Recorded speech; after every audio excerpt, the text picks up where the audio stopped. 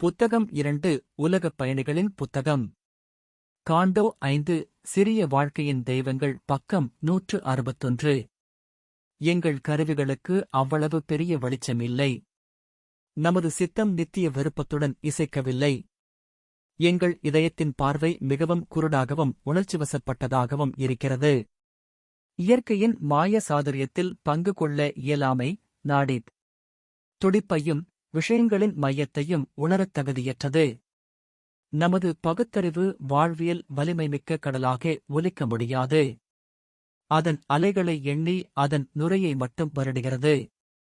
இந்த இயக்கங்கள் எங்கிருந்து தொடுகின்றன மற்றும் கடந்து செல்கின்றன என்று அது அறியவில்லை. வேகமாக வரும் வெள்ளம் எங்கு துடைக்கிறது என்று அது பார்க்கவில்லை.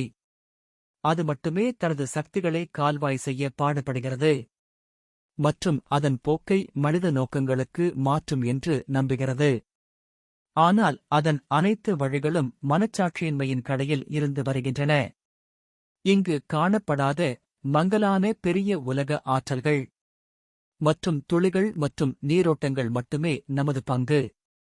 நம் மனம் உண்மையான ஒளியிலிருந்து வெகு தொலைவில் வாழ்கிறது. உண்மையின் சிறிய துண்டுகளில், முடிவெளியின் ஒரு சிறிய மூலையில். நமது வாழ்க்கை ஒரு கடலின் சக்தியின் நுழைவாயில்கள்.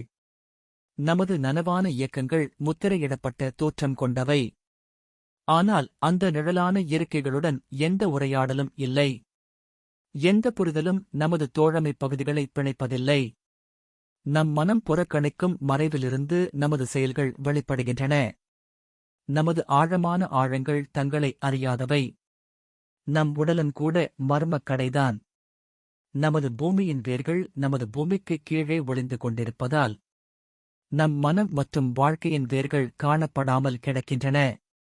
எங்கள் நீரூற்றுகள் கீழே, உள்ளே மறைத்து வைக்கப்படுகின்றன. நமது ஆன்மாக்கள் சுவருக்குப் பின்னால் உள்ள சக்திகளால் நகர்த்தப்படுகின்றன. ஆன்மாவின் நிலத்தடி எல்லைகளில் ஒரு புயலானது செயல்படுகிறது மற்றும் அதன் அர்த்தம் என்ன என்பதை அறியாது.